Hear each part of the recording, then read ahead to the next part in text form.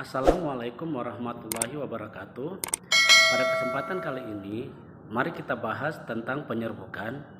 Penyerbukan berdasarkan asal serbuk sari dan penyerbukan berdasarkan perantara dari penyerbukan itu sendiri. Untuk lebih jelasnya dari macam-macam penyerbukan ini, silakan perhatikan penjelasan berikut ini. Yang pertama kita bahas yaitu pengertian penyerbukan. Penyerbukan adalah peristiwa jatuhnya atau menempelnya serbuk sari di kepala putik. Peristiwa penyerbukan biasanya terjadi di bunga tumbuhan. Macam-macam penyerbukan berdasarkan asal serbuk sarinya, penyerbukan terbagi atas 4. Yang pertama, penyerbukan sendiri atau autogami, penyerbukan tetangga geitogami, penyerbukan silang alogami, dan penyerbukan bastar hibridogami. Mari kita cari tahu lebih lanjut. Penyerbukan sendiri adalah penyerbukan yang terjadi ketika serbuk sari yang menempel pada putik berasal dari bunga itu sendiri. Perhatikan gambarnya, serbuk sari yang jatuh pada putik berasal dari bunga itu sendiri. Penyerbukan tetangga yaitu penyerbukan yang terjadi ketika serbuk sari yang menempel pada putik berasal dari bunga lain yang masih satu pohon. Bunganya saja yang berbeda. Lihat gambarnya. Kemudian penyerbukan silang yaitu penyerbukan yang terjadi ketika serbuk sari yang menempel berasal dari bunga lain yang berbeda pohon tapi masih sejenis. Perhatikan pula gambarnya.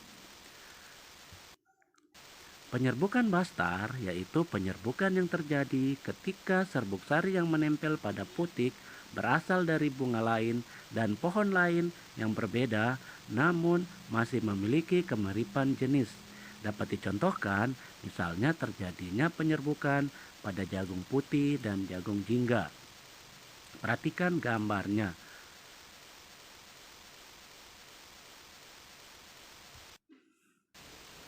Sekarang kita bahas perantara terjadinya penyerbukan. 1.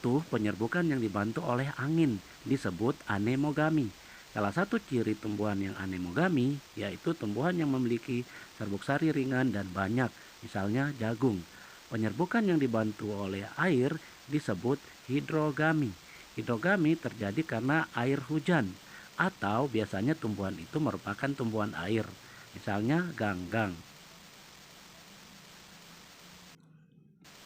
Untuk 3, 4, dan 5 tergolong dalam zoidiogami atau penyerbukan yang dibantu oleh hewan. 3. Penyerbukan yang dibantu oleh serangga disebut entomogami. Hewan yang entomogami yaitu kupu-kupu dan lebah.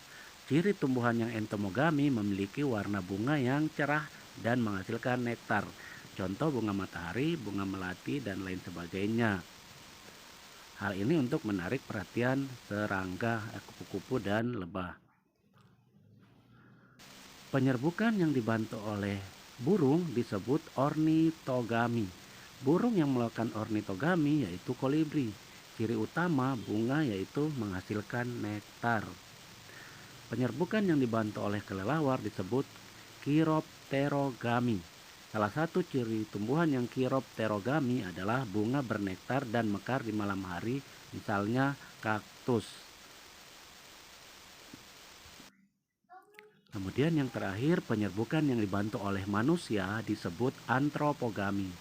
Tumbuhan yang antropogami biasanya memiliki bunga jantan atau benang sari dan bunga betina atau putik yang letaknya tidak dalam satu bunga atau terpisah. Contoh vanili, buah naga, dan salak.